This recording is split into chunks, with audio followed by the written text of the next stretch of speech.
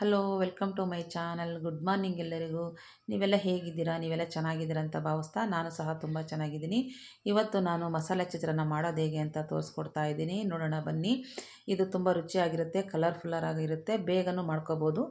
Bachelor ಸಹ ಇದನ್ನು ಆರಾಮ್ಸೆ ಮಾಡ್ಕೋಬೋದು, ಅಷ್ಟೊಂದು ಈಸಿಯಾಗಿರುತ್ತೆ.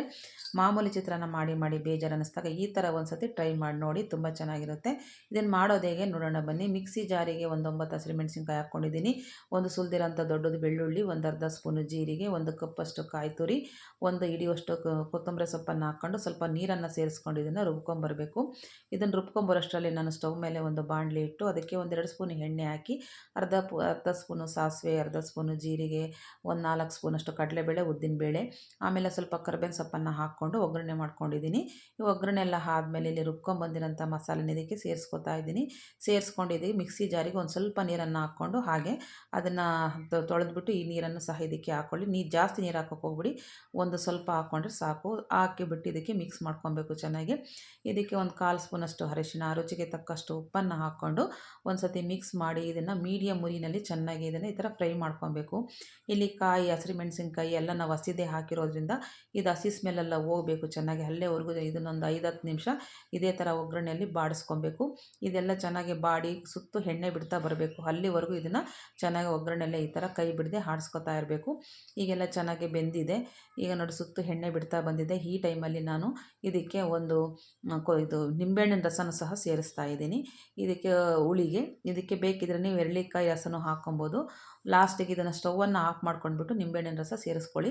ಸೇರಿಸ್ಕೊಂಡು ಒಂದು ಸರಿ ಮಿಕ್ಸ್ ಮಾಡಿಬಿಟ್ಟು ಈಗ ನಾನು ಗೊಜ್ಜನ್ನು ಸ್ವಲ್ಪ ಎತ್ತಿಡ್ತಾ ಇದ್ದೀನಿ. ಎತ್ತಿಟ್ಬಿಟ್ಟು ಆಮೇಲೆ ಇನ್ನೊಂದು ಸ್ವಲ್ಪ ಗೊಜ್ಜಿಗೆ ನಾನು ಅನ್ನ ಹಾಕಿ ಮಿಕ್ಸ್ ಮಾಡ್ಕೊತಾ ಇದ್ದೀನಿ. ಕೊನೆಯದಾಗಿ ಒಂದು ಸ್ವಲ್ಪ ಕೊತ್ತಂಬರಿ ಸೊಪ್ಪನ್ನು ಸಹ ಸೇರಿಸ್ಬಿಟ್ಟು ಒಂದು ಸತಿ ಮಿಕ್ಸ್ ಮಾಡಿ ಈಗ ನಾನು ಒಂದು ಬೌಲಿಗೆ ಒಂದು ಸ್ವಲ್ಪ ಗೊಜ್ಜನ್ನು ಎತ್ತಿಡ್ತಾ ಇದ್ದೀನಿ. ಎತ್ತಿಟ್ಕೊಂಡ್ಬಿಟ್ಟು ನಾನು ಒಂದು ಇಬ್ಬರಿಗಾಗೋಷ್ಟು ಚಿತ್ರಾನ್ನ ಕಲಿಸ್ಕೊತಾ ಇದ್ದೀನಿ. ನಾನು ಮೊದಲೇ ಇಲ್ಲಿ ಅನ್ನ ಮಾಡಿ ಎತ್ತಿಟ್ಕೊಂಡಿದ್ದೆ. ಈಗ ಈ ಅನ್ನನ ಈ ಬಾಣಲಿಗೆ ಹಾಕ್ಬಿಟ್ಟು ಮಿಕ್ಸ್ ಮಾಡಿಬಿಟ್ರೆ ಮಸಾಲೆ ಚಿತ್ರಾನ್ನ ರೆಡಿಯಾಗಿ ಹೋಗುತ್ತೆ. ತುಂಬ ಚೆನ್ನಾಗಿರುತ್ತೆ. ಈ ಸತಿ ನೀವು ಒಂದು ಸತಿ ಮಾಡ್ಕೊಂಡು ನೋಡಿ. ನಾನು ನಮ್ಮ ಮನೇಲಿ ಯಾವ ರೀತಿ ಮಾಡ್ತೀನೋ ಅದನ್ನು ನಿಮಗೆ ತೋರಿಸ್ಕೊಟ್ಟಿದ್ದೀನಿ. ನಿಮಗೇನಾದರೂ ಇದು ಇಷ್ಟ ಆದರೆ ನೀವು ಒಂದು ಸತಿ ಮನೇಲಿ ಟ್ರೈ ಮಾಡಿ ನೋಡ್ಬೋದು.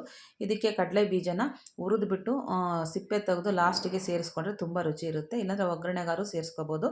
ನಾನಿಲ್ಲಿ ಕಡಲೆ ಬೀಜ ಬೇಡ ಅಂತ ಸ್ಕಿಪ್ ಮಾಡಿದ್ದೀನಿ. ನಿಮಗೆ ಇಷ್ಟ ಇದ್ದರೆ ಕಡಲೆ ಬೀಜನ ಸೇರಿಸ್ಕೊಳ್ಳಿ, ಇಲ್ಲಾಂದರೆ ನೀವು ಸಹ ಸ್ಕಿಪ್ ಮಾಡಿ. ನೀವು ಕಡಲೆ ಬೀಜ ಹಾಕಿದರೂ ಚೆನ್ನಾಗಿರುತ್ತೆ, ಹಾಕದೇ ಇದ್ರೂ ಚೆನ್ನಾಗಿರುತ್ತೆ, ತುಂಬ ಟೇಸ್ಟಿಯಾಗಿರುತ್ತೆ. ಈ ರೀತಿ ಒಂದು ಸತಿ ಮಾಡಿ ನೋಡಿ. ಮಾಮೂಲಿ ಚಿತ್ರಾನ್ನ ಮಾಡಿ ಮಾಡಿ ತಿಂದು ಬೇಜಾರು ಅನ್ನಿಸ್ದಾಗ ಇದನ್ನೊಂದು ಸತಿ ಮಾಡ್ಕೊಂಡು ನೋಡಿ. ಡಿಫ್ರೆಂಟಾಗಿರುತ್ತೆ, ಕಲರು ತುಂಬ ಚೆನ್ನಾಗಿರುತ್ತೆ.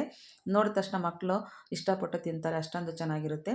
ಹಾಗೆ ನನ್ನ ಚಾನಲ್ಗೆ ಯಾರ್ಯಾರು ಸಬ್ಸ್ಕ್ರೈಬ್ ಆಗದೆ ನೋಡ್ತಾ ಇದ್ದೀರೋ ಅವರೆಲ್ಲ ನನ್ನ ಚಾನಲ್ಗೆ ಸಬ್ಸ್ಕ್ರೈಬ್ ಆಗಿ ನನ್ನ ವೀಡಿಯೋಗಳಿಗೆ ಲೈಕ್ ಮಾಡಿ, ಶೇರ್ ಮಾಡಿ, ಸಪೋರ್ಟ್ ಮಾಡಿ.